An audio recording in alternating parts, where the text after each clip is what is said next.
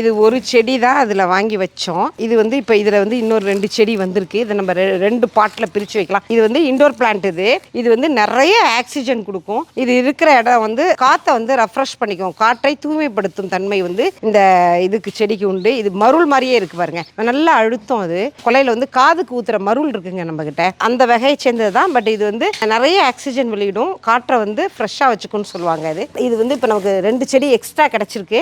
இதையும் நம்ம வந்து பாட் பண்ணுவோம். எல்லாமே இப்போ வந்து அம்மா வந்து ஒரு கார்டனிங் மூடுக்கு வந்துட்டேன். அதனால பார்த்தீங்கன்னா ஒரு இதில் வந்து கொஞ்சம் ஒரு 50,000 செலவு பண்ணி 15-20 நாளாக செலவு பண்ணி இதே மைண்ட் செட்லேயே இருப்பேன். அது என்ன இது என்ன அதை பண்ணு இதை பண்ணு புதுசாக வாங்கிட்டு வந்து வைப்பேன். வச்சுட்டு அப்புறம் அதை அப்படியே கவனிக்காம விட்டுட்டு அடுத்த வேலைக்கு இப்போ அது மாதிரி வந்து இப்போ கார்டனிங் மூடில் இருக்கோம். நம்ம இப்போ ஒன்று ஒன்றா செய்வோம். ஒரே காடாக ஒரு மாதிரி அழகாக தெரிஞ்சிச்சு. இப்போ பார்த்தீங்கன்னா சுத்தம் பண்ணுறோன்ற பேரில் இதை மொக்கை அடிச்சிட்டோம் அந்த இடத்த.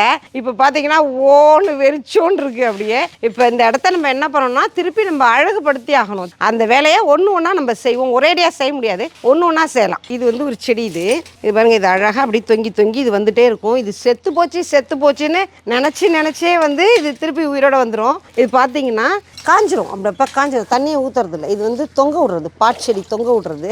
பாவமாக இருக்குது செடி பார்க்கவே. ஆமாம், செடி இருப்பாருங்க, அழகாக இருக்கும். இதில் ஒரு பூ வேற பூக்கும், அழகாக வெள்ளையாக பூக்கும். அது நிறைய செடிகள் வாங்கிட்டு வந்து வைப்போம், நிறைய செடிகள். அது மாதிரி துளசி. இது பாருங்க, இது வந்து துளசி மடம்.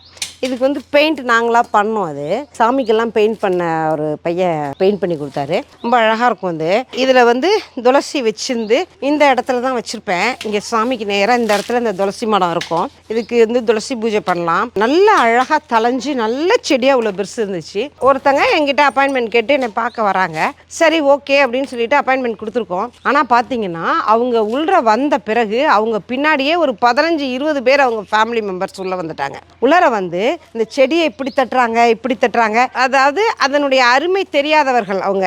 எல்லாருக்கும் முன்னாடி கோமா எதுவும் பேசிடக்கூடாதுன்னு ரொம்ப கண்ட்ரோல் பண்ணிக்கிட்டேன். பட் நீங்கள் நம்புங்க, அந்த துளசி வந்து பட்டு போச்சு. அதுக்கு பிறகு இன்னைக்கு வரைக்கும் இதில் ஒரு 10 முறை துளசி நான் கொண்டு வந்து வச்சுட்டேன்.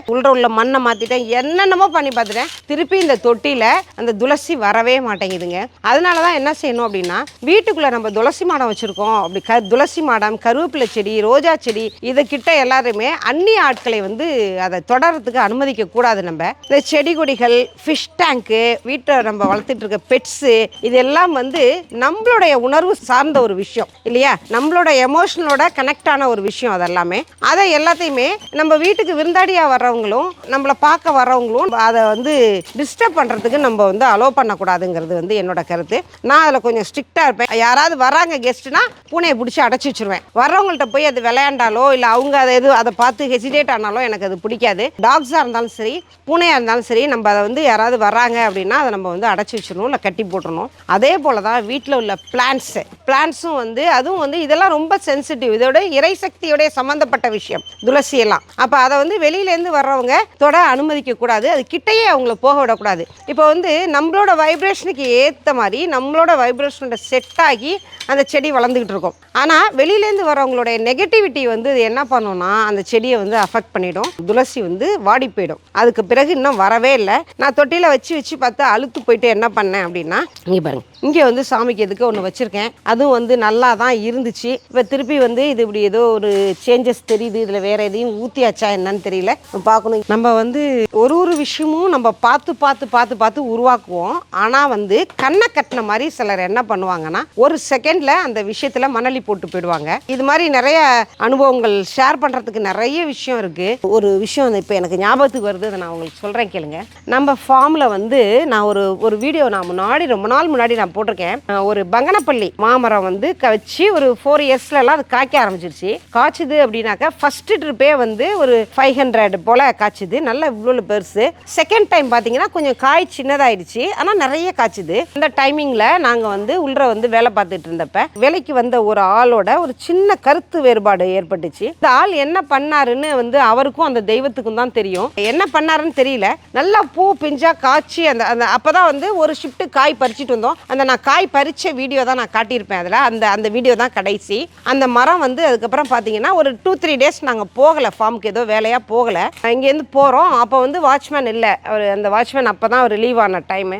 இங்கேருந்து போகிறோம். அந்த மரம் வந்து அப்படியே மேலேருந்து களைக்கொல்லி களைக்கொல்லி அடித்தோம் அப்படின்னா இந்த புல் வந்து பட்டு போகும் பார்த்துருக்கீங்களா, அந்த மாதிரி அந்த மரம் களைக்கொல்லி மருந்து தூக்கி மேலே ஊற்றின மாதிரி இலைகள் எல்லாம் அப்படியே சருகாகி இருந்துச்சு. எனக்கு வந்து அப்படியே பதறிடுச்சு. உடனே அதை ஃபோட்டோ எடுத்து நம்ம உரக்கடையில் கொண்டு போய் காட்டி இது எதனால என்ன ஏதுன்னெலாம் கேட்டோம். உடனே அவங்க சொன்னாங்க வேற நோண்டி பாருங்கள், யாராவது ஏதாவது ஊற்றிருக்காங்களான்னு பாருங்கள் அப்படின்னாங்க. நாங்கள் வேறெல்லாம் நோண்டி தான் பார்த்தோம். ஆனால் என்ன ஆயிடுச்சுன்னா அந்த மரம் வந்து அப்படியே கண்ணு முன்னாடியே பச்சை பசெல்னு காய் பூ பிஞ்சோட இருந்த மரம் வந்து கண்ணு முன்னாடியே அப்படியே வந்து சருகா கொட்டி போய் மொட்டை மரமாக போய் அப்படியே வந்து அது மரம் பட்டு போயிடுச்சு. தம்பி வந்து என் பையன் வந்து மாம்பழம் ரொம்ப சாப்பிட மாட்டாங்க. அந்த பழத்தினுடைய சுவை வந்து சொல்ல முடியாத ஒரு சுவை. அந்த மாம்பழம் மட்டும் விரும்பி சாப்பிடுவாங்க அவங்க. 2வது வாட்டி தான் காய்ச்சிச்சு.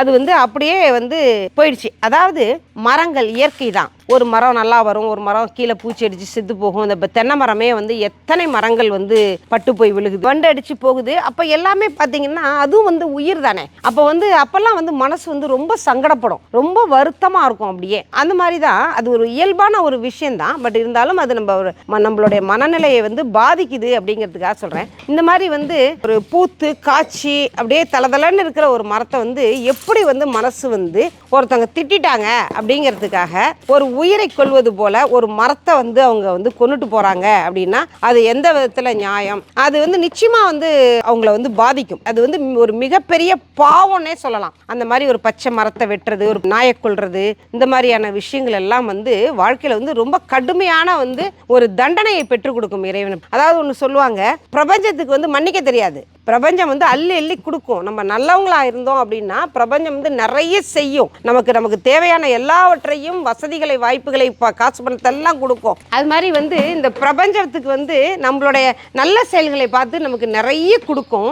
அதே சமயம் நம்ம வந்து செய்கிற பாவங்களையும் தீமைகளையும் கெட்ட செயல்களையும் நம்மளுடைய நெகட்டிவான மனநிலையும் வந்து பிரபஞ்சம் மன்னிக்காது. பிரபஞ்சத்துக்கு மன்னிக்க தெரியாது. என்ன செய்யும்? கடுமையான தண்டனையை வந்து இந்த பிரபஞ்சம் கொடுத்துரும். நம்ம ஒரு விஷயத்தையும் நம்ம அப்படி பயந்து இந்த பிரபஞ்சத்துக்கும் நமக்கு மேலே உள்ள ஏதோ ஒரு சக்தி, இறை சக்திக்கும் நம்ம பயந்து நடந்தோம் அப்படின்னா இந்த வாழ்க்கை வந்து நம்மளை வந்து ரொம்ப சந்தோஷமாக பார்த்துக்கும். வாழ்க்கையில் தேவையான எல்லாத்தையும் கொடுக்கும். இந்த இயற்கையோட இணைஞ்சு வாழ தெரியணும். ஒரு சின்ன பட்டாம்பூச்சி பறந்தா கூட அதை பார்த்து ரசிக்க தெரியணும். இந்த ஒரு பட்டாம்பூச்சியை பார்த்துட்டு நம்ம அதை ரசிக்கிறோம், அதை சந்தோஷப்படுறோம்னா நம்ம மனசில் உள்ள கவலைகள் எல்லாம் ஒரு பக்கத்து ஒதுங்கிடும். அந்த டைமிங் அப்போ நம்ம மனசு வந்து ரெஃப்ரெஷ் ஆகும். இதெல்லாம் நிறைய விஷயம் இருக்குது, நிறைய சூட்சங்கள் இருக்குது. வாழ்க்கையை வந்து நம்ம சந்தோஷமாக வச்சுக்கணும். எவ்வளோ ப்ராப்ளம்ஸ் இருக்கட்டும் லைஃப்பில், எவ்வளோ பிரச்சனைகள் இருக்கட்டும், ஆனால் நமக்குள்ளார நம்ம எப்பயுமே சந்தோஷமாக இருக்க தெரியணும். நமக்கு அப்படி இருந்தோம்னா எல்லா பிரச்சனையும் நம்ம சமாளித்து சக்ஸஸ்ஃபுல்லாக வந்துடலாம். வாழ்க்கையை வந்து சக்ஸஸ்ஃபுல்லாக வாழ்கிறது எப்படி அப்படிங்கிறத பற்றி ஒரு பெரிய கிளாஸ் எடுக்கலாம். அடுத்த பதிவில் பார்க்கலாம்.